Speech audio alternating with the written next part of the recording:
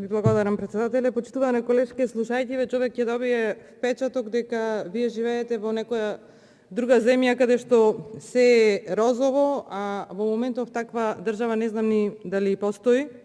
Вие како што представивте, се цвета во Република Македонија, сите знаеме дека образованието е во колапс, здравството е во колапс, економијата тоне, односно Република Македонија тоне.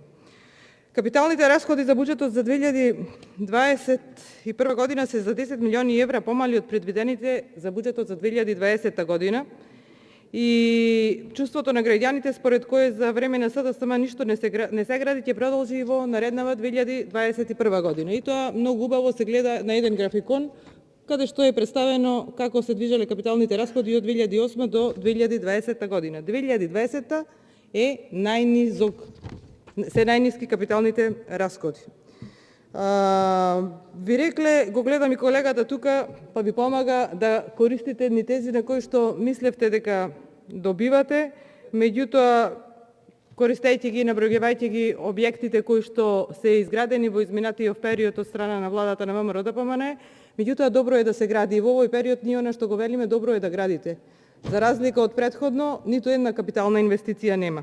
Меѓутоа, не ви кажале нешто, а сега јас ќе ви кажам некои податоци кои што добро е да ги знаете во иднина за да не се истрчувате.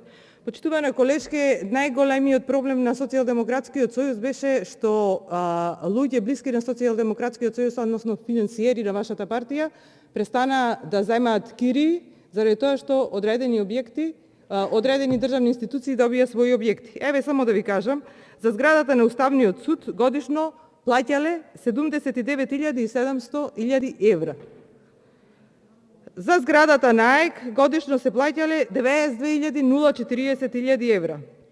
За зградата на Министерство за финансии, оние што ја користеле, на олигарси на Социјалдемократскиот сојуз, годишно, почитувана колешке, се исплаќало 310.000 евра.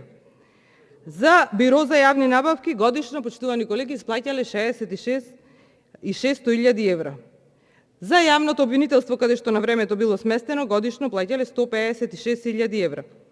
Не ги споменувам сега имената, инаку сите се олигарси на Социјалдемократскиот сојуз и финансиери на Социјалдемократскиот сојуз. За зградата на МНР се плаќале 90.440 евра. Замислете за зградата каде што била сместена регулаторна комисија за енергетика, Социјалдемократскиот сојуз имал склучено договор со кој што годишно се плаќало 149.700 евра. За зградата каде што било сместено Министерството за земјоделие плаќале 381.700 евра. Сега сите овие проекти се штедат. Во буџетот за 2021 година, почитуване колешке, речи си да нема средства за борба против корона кризата. Предложениот буџет на Министерството за здравство, Даниела Колева, контрареплика. Што овој буџет не ја изразува актуелната ковид криза со која што се соочуваме.